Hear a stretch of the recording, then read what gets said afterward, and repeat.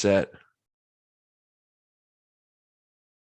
Yeah, well, while we're on the subject of Kurt Warner, that just reminds me back to the 2008 season when him and the Cardinals had that miracle run to the Super Bowl. I keep thinking about, and not that it's a good thing to think about, was Anquan Bolden in the regular season against the Jets. And this doesn't have to be just about top plays. Like it could be like signature things that really stood out to you, like holy shit, like you actually get worried, like kind of similar to how Myles Garrett hit the guy in the head with the helmet. Like holy shit, did that actually happen? And who was that speaking of good plays that were on the topic in that Super Bowl, Steelers Cardinals, what wasn't it Santonio Holmes who caught the touchdown with like both Yep, of his tippy toes, that was like it. Then lean.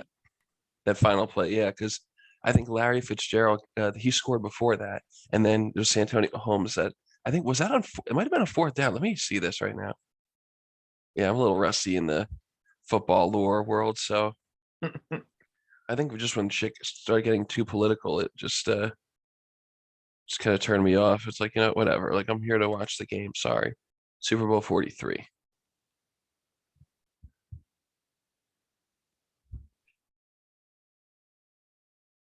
Let's see, second quarter, fourth quarter.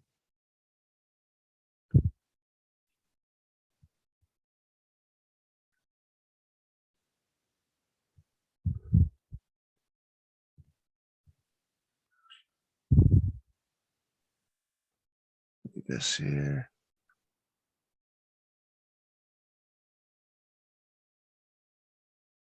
It was like 35 seconds left in the game when they got Yeah. that the game winning And score. remember how many times they reviewed it too? Yeah, that, and then also when the final play of the game, was it a fumble? Was it an incomplete pass? That was another big talking point that they went over.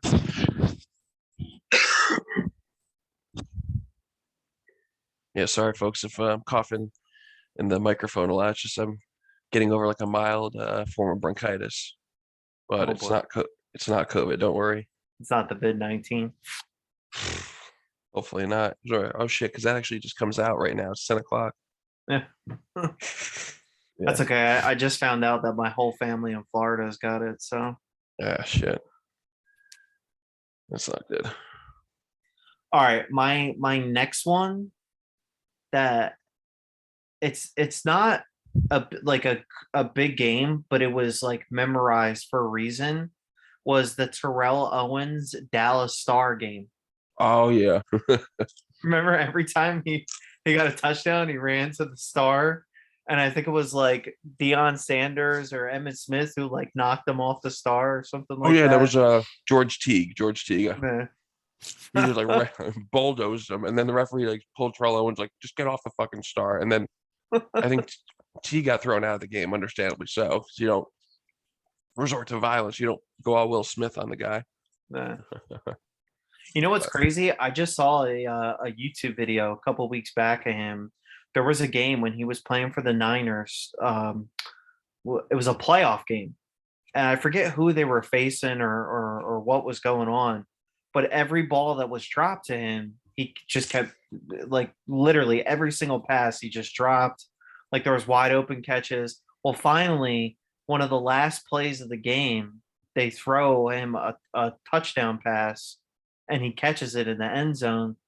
And his coach was like, I knew you weren't going to give up. I knew you weren't." But that was another great kind of moment there by To.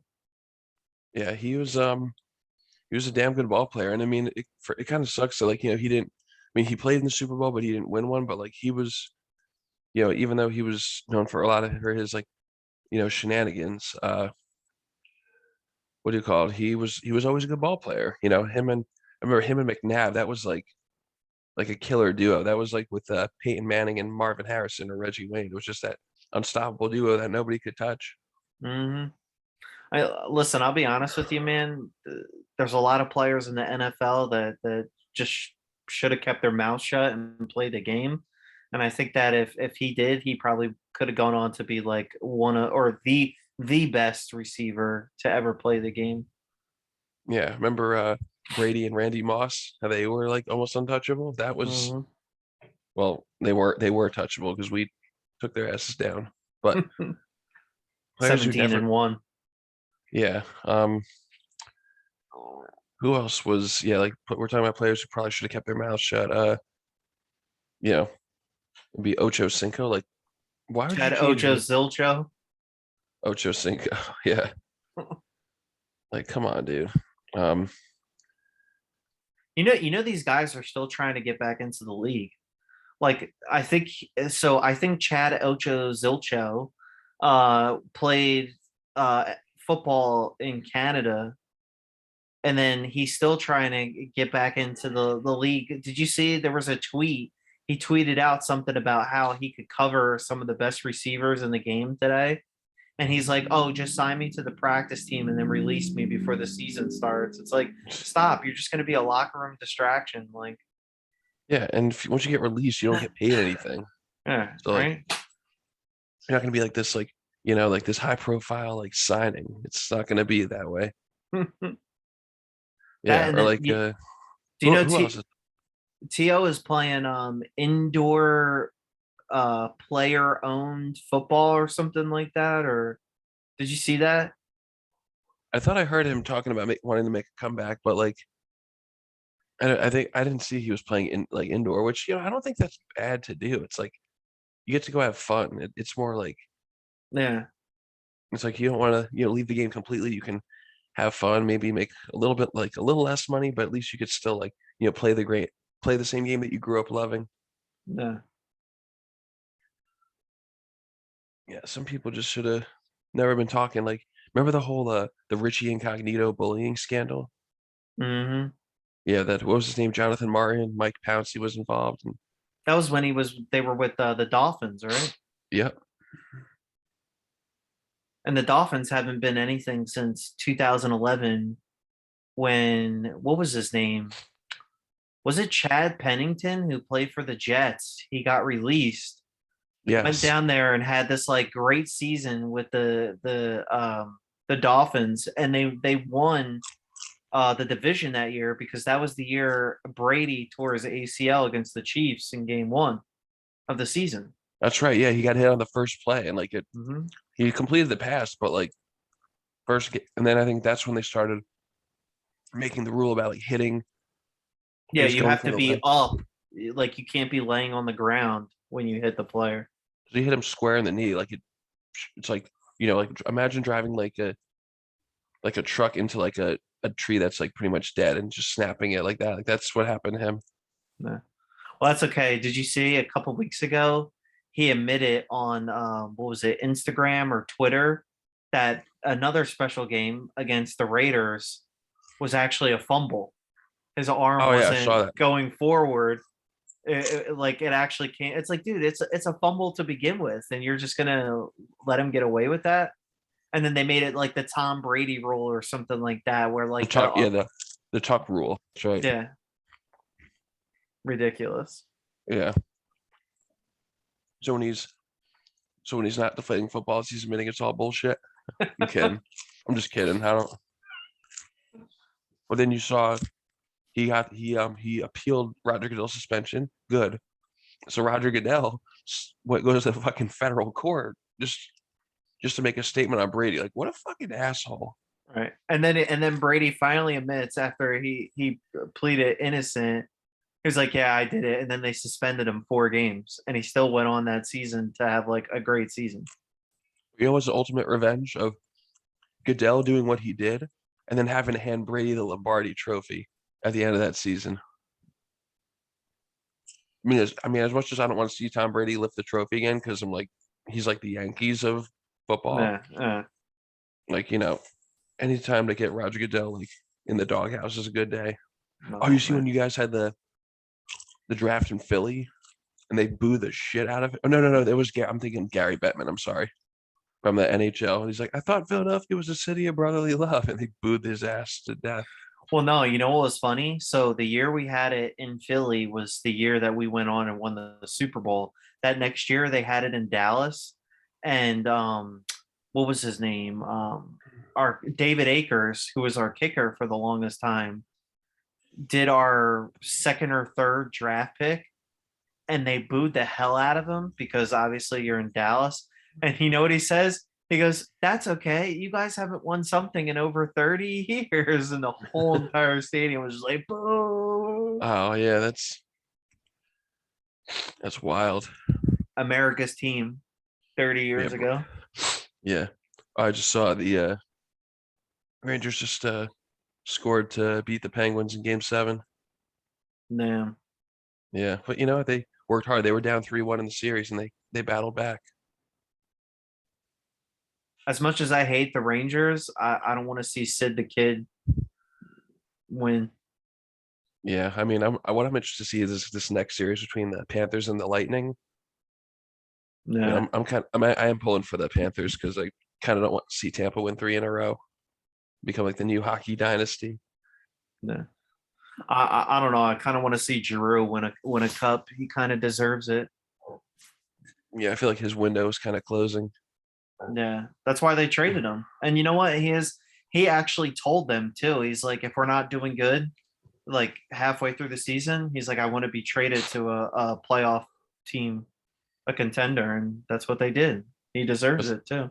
that's like what they did with Ray Bork years ago when they sent him from the Bruins to the Colorado Avalanche. Or Hmm.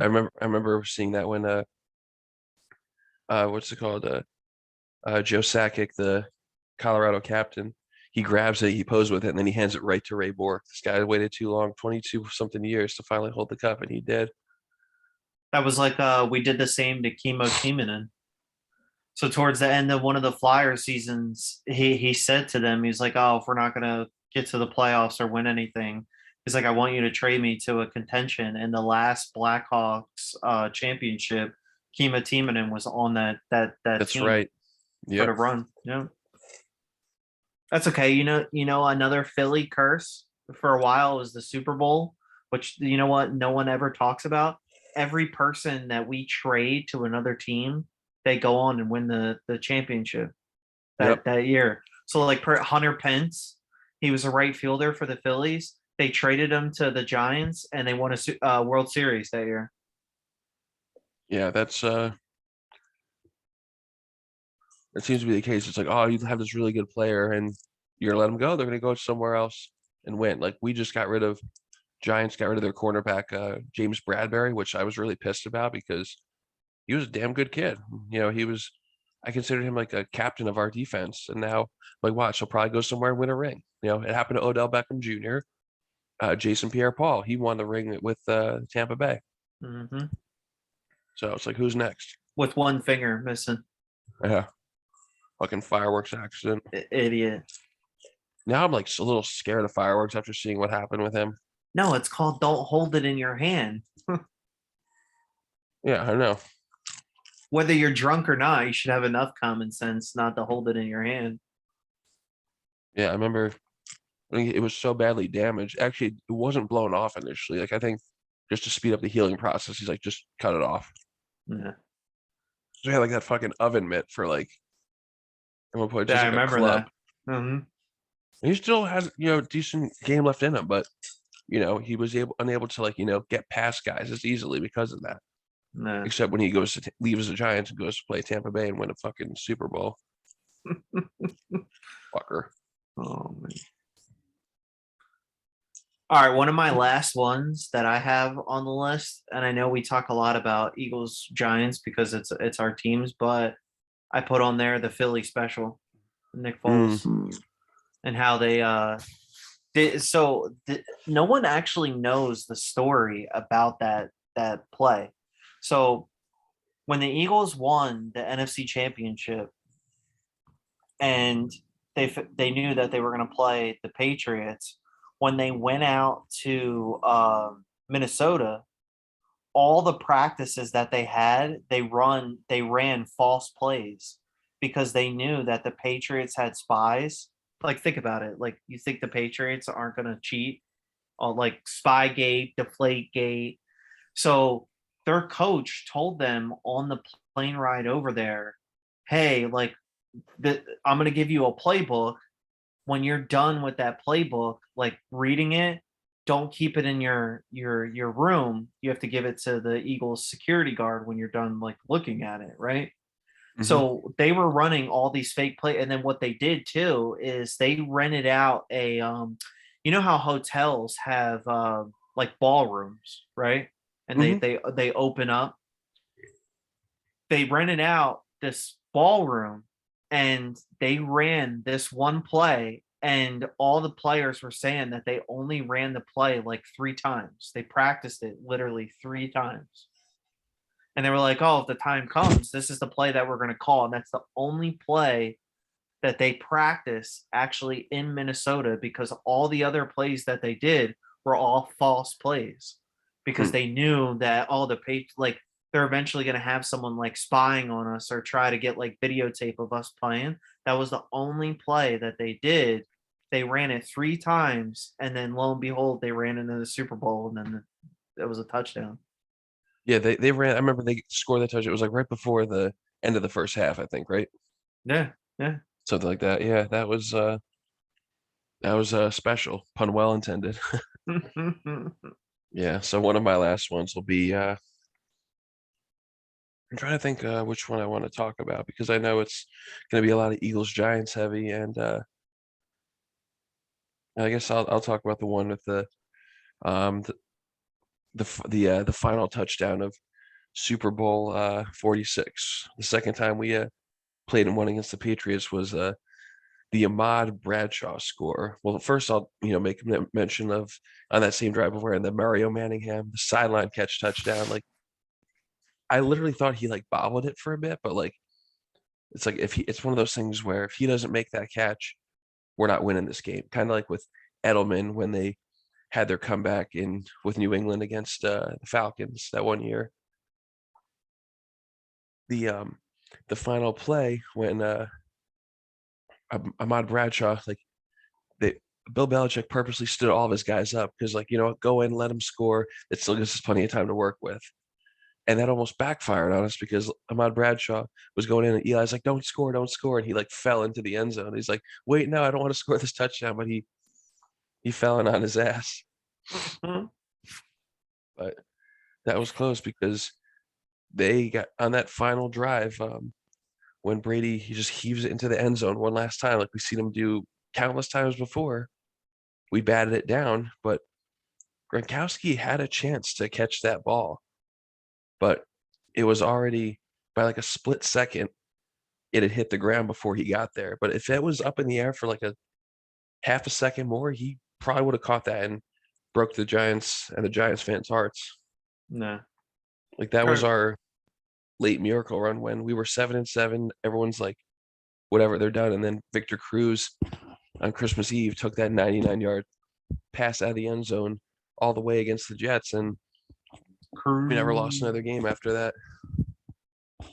Yeah, he kind of had a bad year towards the end of his NFL years. They kind of just like I don't. They kind of like pushed him to the side. He was a real big star, Victor Cruz, for the Giants, and they kind of like shoved him to the side towards the end of his NFL years. Yeah, because after the with the draft of Beckham Jr. and then when he got that injury in Philly, where he to get like carted off the field, he was never the same after that. He wasn't that like Uh, fast, agile, like salsa dancing guy. Like that first season, like when we made that Super Bowl run, he was just going off. It felt like he was every single play. I'll just throw it to Victor Cruz, and he was short and stocky, but he was a fast guy. He would burn you. you know what? Here, I'll end it on one last thing. You actually like this too, right? I'll end it on one last thing. Did you know that that year you guys beat the Patriots in the Super Bowl, the year that they were trying to go 18-0? Yep. You could go back. You ready for this? And I think you and I have spoken about this. The Patriots were playing Green Bay in at Lambeau, right? Hmm. Okay.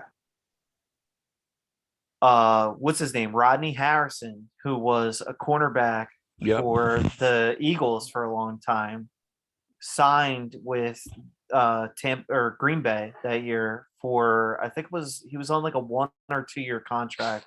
Like he wanted to continue to play before like he retired. Well, he went over to the sideline and he's like, "You got to take me out for like one play," because he was trying to catch his breath because it was so cold, and he was having like breathing issues. Well, Mhm. Tom Brady caught that, and he threw a pass to Randy Moss, and they scored a touchdown. They won that game. And Green Bay, I believe, I'm not 100% sure. I'd have to look it up on YouTube or whatever. They were winning that game too. It was a Sunday night football game. It was prime time. They took him out for literally just one play, and Tom Brady caught it and threw a pass right to Randy Moss. Yeah, Brady and Moss, they were pretty unstoppable. Yeah, Like it's they were it sucks he never won a Super Bowl. Randy Moss, you mean? Yeah, that was yeah, because I know Harrison, I think he won a couple with the Patriots, but yeah, he won two with New England. But yeah, Randy Moss, a good receiver. Like I feel like there's a lot of those great players that didn't win one. Terrell Owens, Randy Moss, and then even non-receiver players like what am I thinking of? Oh yeah, like Dan Marino, of I course. was just gonna say that Dan Marino. Well, you can't really blame that on him. He never had the greatest of defenses. Yeah, and then who else was a good player, like a good quarterback, that never won it? Carson Palmer. I feel like he could have definitely won one. Yeah. Who's another good player? I'm trying to think. Colin Kaepernick.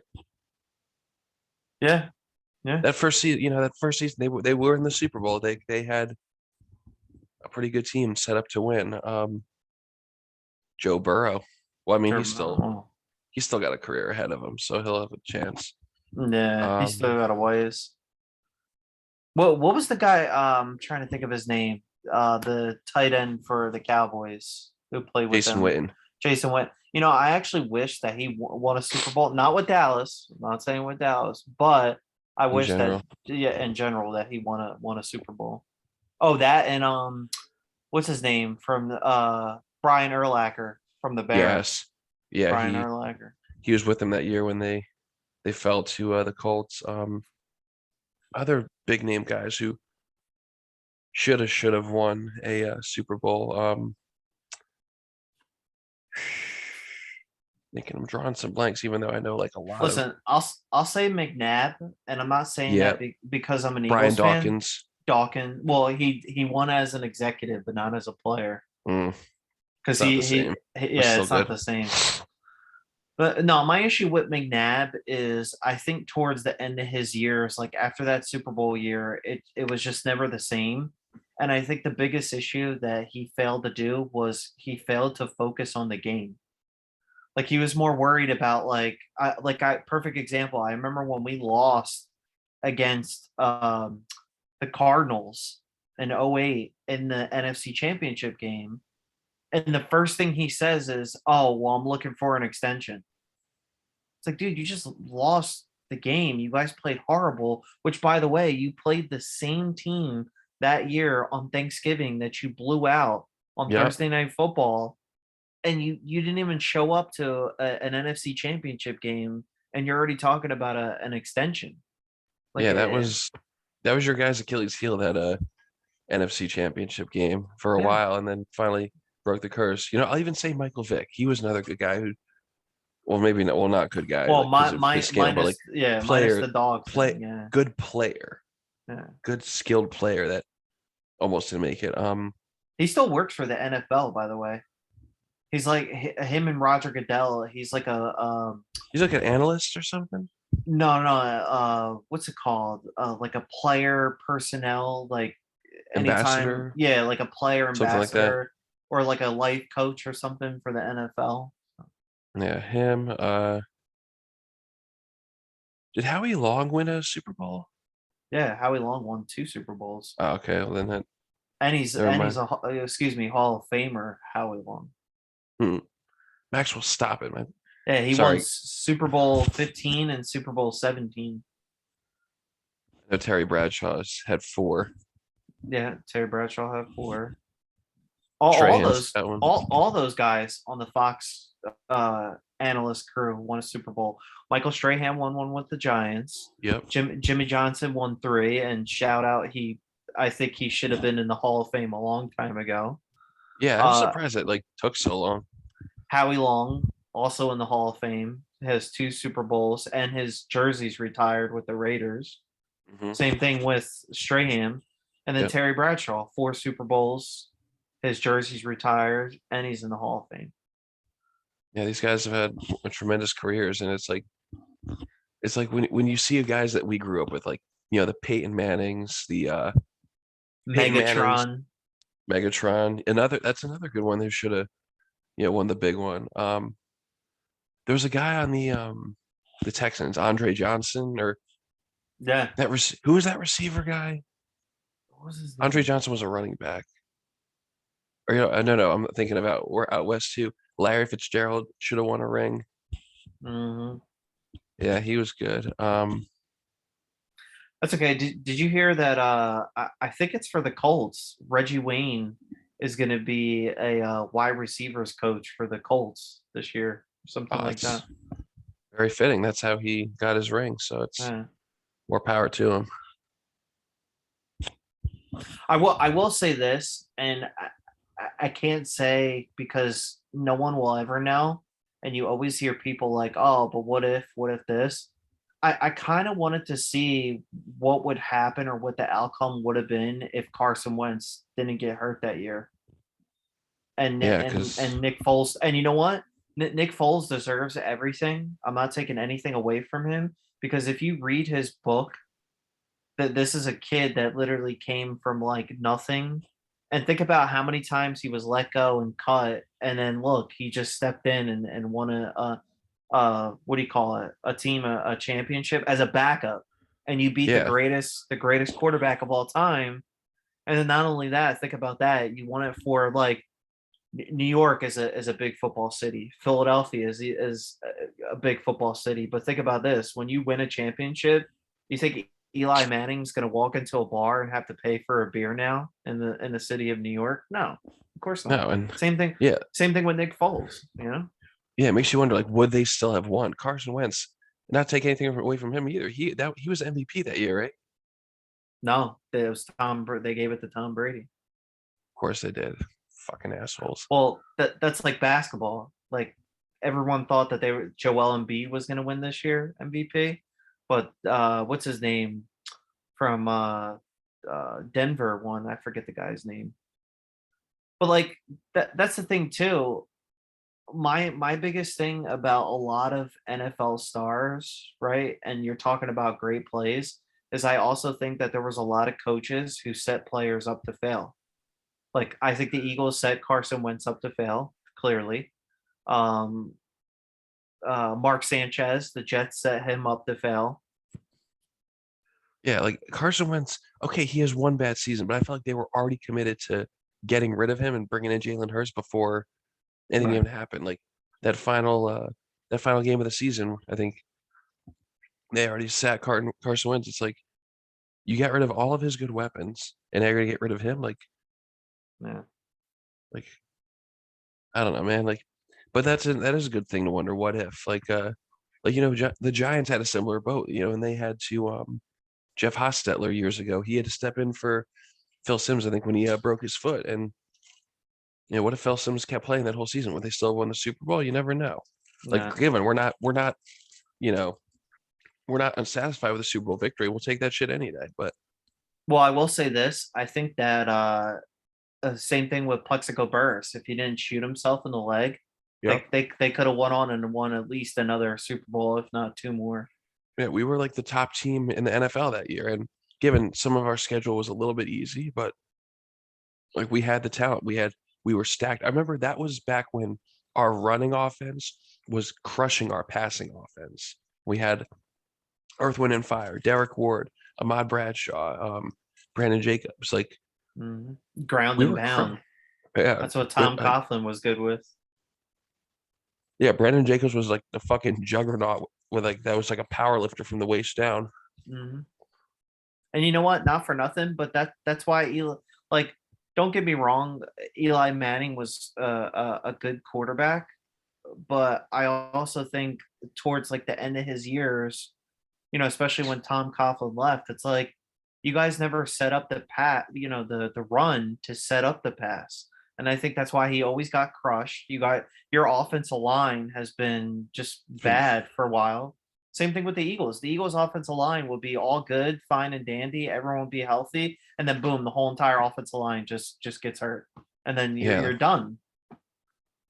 yeah. It's like you're dropping like flies. I remember back in the days of us winning the Super Bowls, we had guys like Dave Deal, Sean O'Hara, Kareem McKenzie, Chris Snee, Rich Seibert. Like those were like glorious guys to have as like offensive line. But then as time went on, those guys were either getting hurt and retiring. It's like we've done nothing to do that. Like I feel like we've said like in today's world, Daniel Jones up to fail. Thankfully the kid can run. Eli could never do that shit. Daniel Jones is pretty quick on his feet, but it seems like they're not going to retain the 5th-year option on them. So I feel like we're going to blow that one up. It's like, how about you guys build a fucking offensive line and stop blaming the quarterback? No. And now they're talking about trading Saquon Barkley. Go ahead, trade him and watch. He's going to go win a fucking ring wherever he goes. Story of Yeah, our just lives, because man. of one injury. Yeah, and he'll And bounce back from it even quicker, I'm sure. you know what's crazy too? Just one last thing before we go is Sure. running backs are so crucial in today's game. But you know what? If you run the piss out of them, guess what? They're going to be done in 2 or 3 years. Yeah, So it's like if you guys are going to invest that much into a running back and take someone first overall, there's nothing wrong with that. But you have to learn how to like develop these players so that they make you something. So you get your money's worth. You know? yeah. Like throw your do like use like screen passes for like your second running backs or so. Alternate them. Get the fucking like get Evan Ingram or whoever your fucking tight is. Get them involved. Like No. have them block. Have them catch pass. Like make them worth something. You drafted them that high for a reason. Like if you're not going to do it with them, what's the point? Trade him to a No. team that's actually going to use him and probably go win a ring with him because he's not on your team anymore. Hmm. So, All right. Yeah. all right, it's good talk. We'll definitely have to do this again next time. I think we spoke about briefly. The next thing we're going to talk about is the ECW under the WWE umbrella from Yeah. 2006 to 2010. Yeah, Hmm. that's definitely something I want to talk about. Actually, I watched a YouTube video on that a couple nights ago, talking about how like if we were called anything other than the ECW, we would have been perfectly fine because it just went downhill because Paul Heyman, who would have been the fucking perfect person for it. I mean, I don't know. He only ran the original company at its like peak. Oh, let's take him out of the picture. No. Well, I'll show you one thing too. Remember I have Peacock TV. Hmm. They have the best of the WWE. Well, they did a best of Rob Van Dam, and a lot of Hmm. people don't know he like made ECW explode. Yeah, because he got him and Sabu got pulled over smoking weed or possession of it. But like, Yeah. yeah, that's one thing we'll have to look at. And if you want, I also have on DVD. I don't know how strong your stomach is. We have Bloodsport, the most violent ECW matches, especially the barbed wire match between Terry Funk and Sabu. Fucking brutal. Like I think they had to make it exclusive for home to video because I don't even think pay per view would allow it to air. And you know how shit goes on pay per view. Usually anything goes, but Nah, ECW is its own little beast. crazy, crazy. All Yeah. right, yeah. I'll let you Uh, go. It was good talking to you. All right. Of course. And of course, ladies and gentlemen, thank you so much for tuning in to this edition of KBMR podcasting. Don't forget to like and subscribe, and we will see you for our next episode. Take care and much love, everybody. Later. Peace.